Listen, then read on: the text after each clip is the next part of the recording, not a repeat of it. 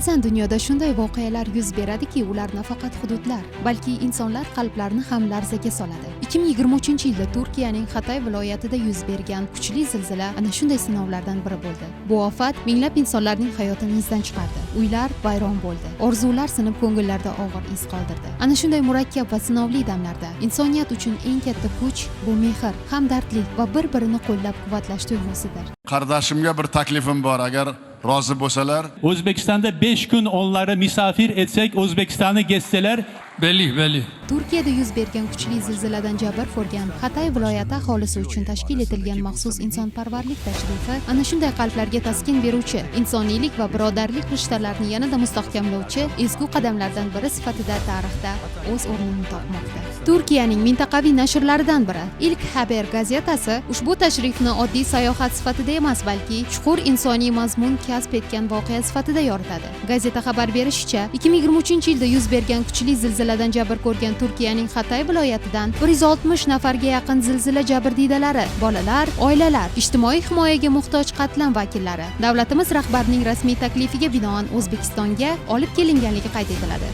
5 kun davom etgan ushbu tashrif doirasida mehmonlar Andijon, Samarqand, Buxoro va Xorazm kabi tarixiy shaharlarni ziyorat qilib, xususan Imom Buxoriy yodgorlik majmuasi kabi muqaddas maskanlarda bo'lishdi. Nashrda alohida ta'kidlanishicha, ushbu safarning asosiy maqsadi zilziladan keyingi ruhiy tiklanishga ko'maklashish, ikki xalq o'rtasidagi do'stlik va birodarlik rishtalarini yanada mustahkamlash hamda mehmonlarga O'zbekistonning boy tarixiy madaniy merosini yaqindan tanishtirishdan iborat bo'lgan. Turkiyaning Haber 365 internet portali ushbu tashrifni insoniy va ma'naviy mazmunga ega voqea sifatida yoritadi. O'zbekiston tomonidan tashkil etilgan ushbu tashrif oddiy sayohat emas, balki zilziladan jabr ko'rgan insonlarga ruhiy madad berish, ularni tarixiy va ma'naviy muhit bilan tanishtirish hamda ikki xalq o'rtasidagi birodarlik aloqalarini mustahkamlashga qaratilgan ezgu tashabbus sifatida talqin etiladi. Antakya gazetasida yoritilgan maqolaga ko'ra, xataylik mehmonlar O'zbekistonda Navro'z bayrami tadbirlariga guvoh bo'lib, milliy qadriyatlar va xalq an'analari bilan yaqindan tanishganliklari ta'kidlanadi. Tashrif davomida ular bayramona muhit, o'zbekona mehmondo'stlik, milliy taomlar va xalqona urf-odatlar bilan uyg'unlashgan jonli atmosferani his etishgan. Shu orqali ushbu safar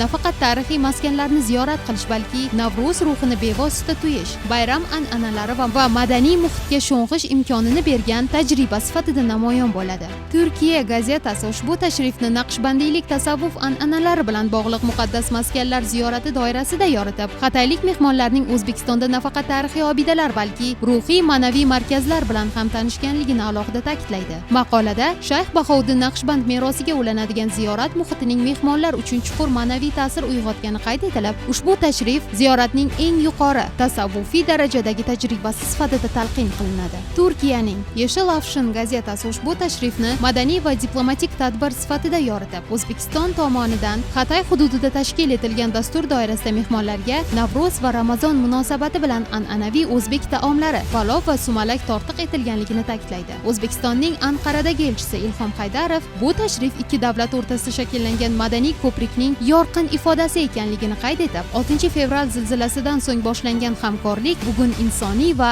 madaniy aloqalar darajasiga ko'tarilganligini alohida urg'ulaydi. Ko'rinib turibdiki, tashrif buyurgan mehmonlar nafaqat bayram va ziyorat ruhini his etishdi, balki O'zbekiston zaminida asrlar davomida shakllangan ilmiy va ma'naviy merosning ildizlariga ham nazar tashlash, boy madaniyatimiz va tariximiz bilan tanishish imkoniga ham ega bo'lishdi. Samarqand zaminining osoyishtaligi va tarixiy ulug'vorligi bag'rida qad rostlagan maskan borki, u nafaqat o'zining me'moriy salobati bilan, balki o'zida mujassam etgan ma'naviy qudrati bilan ham insonni chuqur tafakkurga chorlaydi. Bu Imom Buxoriy yodgorlik majmuasi. Ulug' muhaddis, butun islom olamida hadis ilmining sultoni sifatida e'tirof etilgan Imom Buxoriy merosiga bag'ishlangan ushbu majmua bugun oddiy bir ziyoratgohdan ancha yuksak maqom kasb etgan. Bu yerda tarixning nafasi, ilmning salobati va ma'naviyatning teran ildizlari bir nuqtada tutashadi. Shu o'rinda tabiiy ravishda savol tug'iladi. Bu ulug' maskan bugun dunyo nigohida qanday aks-sado bermoqda?